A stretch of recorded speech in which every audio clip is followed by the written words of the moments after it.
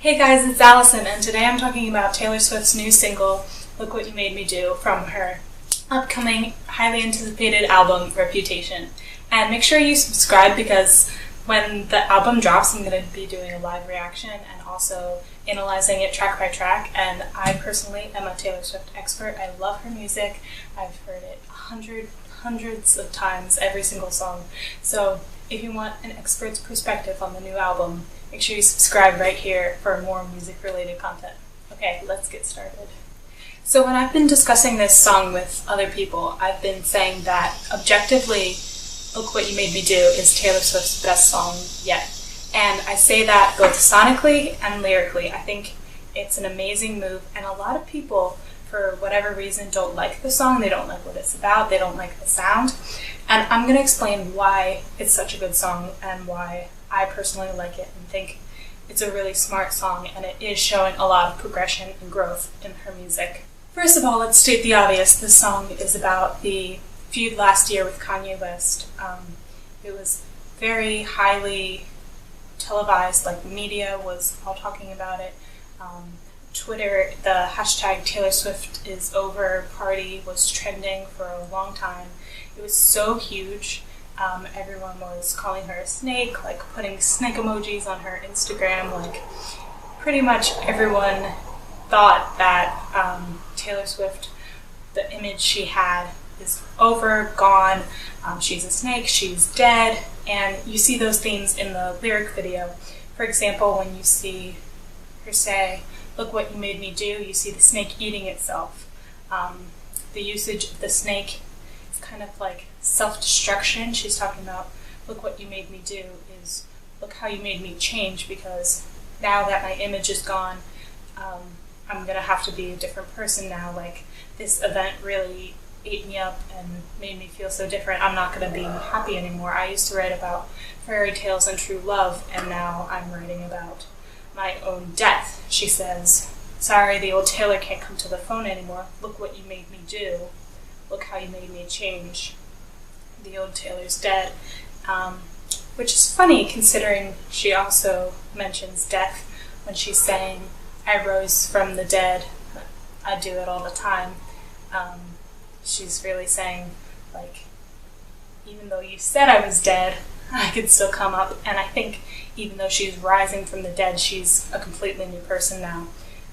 And she does do it all the time. She has had rocks thrown at her in the past. She's been criticized for the boyfriends and stuff like that. And we saw a little bit of that in Blank Space last year. Or not last year, last album, 3 years ago. We saw Blank Space where she criticized her own image. She did it a little more sarcastically. This one, the new single, she's talking about her image, and it's very serious, it's very dark. And so lyrically, a lot of the content is amazing. I especially like the pre-chorus, the part where it says, I got smarter, I got harder in the nick of time. That part is very smart. She got smarter, so I think the lyrics are really smart there. I think throughout a lot of it is amazing, especially the bridge, I don't trust nobody and nobody trusts me. I'll be an actress starring in your bad dreams. That is really telling. It kind of pulls it all in and says, this is really serious. I'm not joking. Nobody trusts me anymore. And that's fine, because she does say, maybe I got mine, but you'll all get yours. And she talks about karma and drama, and a lot of the lyrical themes are really, really powerful, sharp, and it's interesting because her voice isn't as sharp as it is in her other songs. Usually her voice is more cutting. This time it's smooth. The song itself sounds like it should be in a spy movie or a horror movie.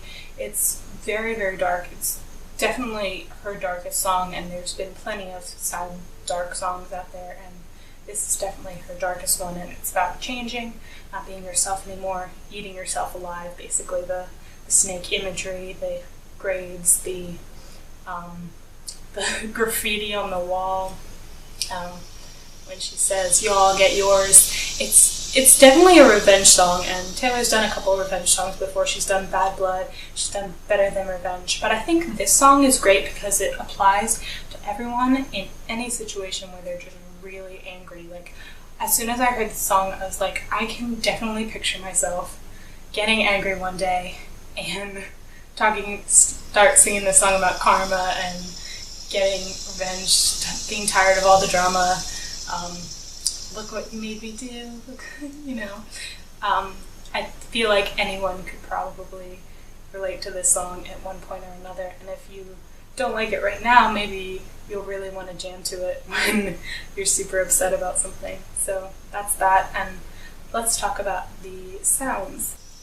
I'm actually going to put the song on so that I can talk about it as it goes through, because there's a lot of interesting sonic things about it. First, let me preface by saying Taylor Swift, if you study her music, you basically have to study Taylor Swift as a musician and a person to understand why this song is so smart, and that's kind of why I'm making this video, because Taylor and a lot of pop musicians do a thing called one-note melodies, where it's like, look what you made me do, look what you made me do. It's like one note through the whole song, and it's got chords and probably a little bit of bass or something going on back there. Taylor in the past has always focused on vocals and maybe a tiny bit of instrumentals. No production. Like 1989 had a little bit of synth action in it, but it wasn't highly focused on the production. This single, Look What You Made Me Do, is all production. Like, take away the production. If you listen to the song acoustically, it's really not that good, other than the lyrics. But like, the chords are boring. If this is just an acoustic song, so boring. But the production is really interesting. And so she sticks with the catchy pop tradition style, the one-note melody, look what you made me do.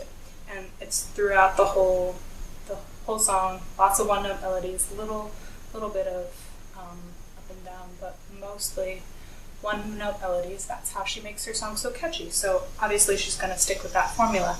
But let's look and see what we've got here. And I want anyone listening to this to focus on ascending and descending melodies. So if the notes are going up or if the notes are going down. If they're going up, they symbolize rising up, and if they're going down, they symbolize like falling down, destruction. So let's start at the beginning. The notes are going up, rising up. They go up and fall down. Immediately we're starting off with the little drum. Very simple staccato vocal. One-note melody, very prominent. Lots of interesting rhythms going on here. Goes up, she's rising. All the song, she's rising. One-note melody. But now we've got the echoes in the background.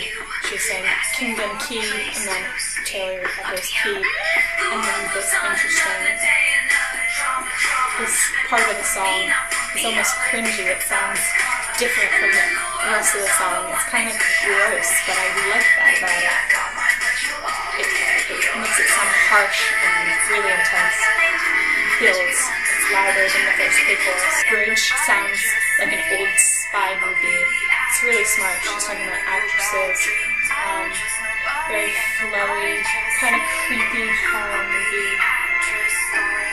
Listen to the ascending notes in the background.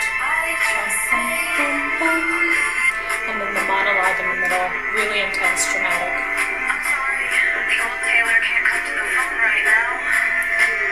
Why? Oh, because she's dead.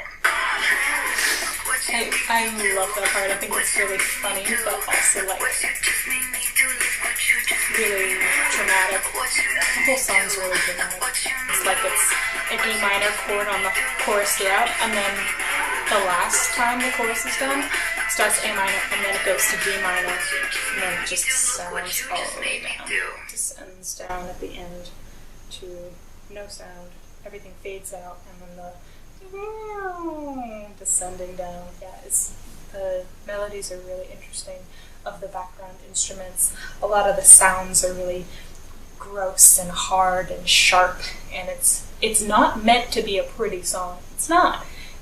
It's meant to be aggressive, really bad, like super dark side, like like banging on a piece of metal. Like it's a gross sound, like nails on a chalkboard song. The drama karma part in the middle where I said it's almost cringy, like it's so uncomfortable and gross, and I think that's exactly what it's meant to be. It's not supposed to be a beautiful song or a grand statement. It's supposed to be, I'm angry. It's supposed to sound like a snake. It's supposed to hissing, and her voice is very it reminds you of a snake, and it reminds you of like the most harsh sound you could ever have, but in somehow a catchy, intense song and dramatic to a T. I think this is just an amazing song. Anyways, that's all I have to say. I'll see you later. Make sure you subscribe to catch my review of Reputation coming out soon. I'm so excited for this release, so make sure you subscribe. See ya.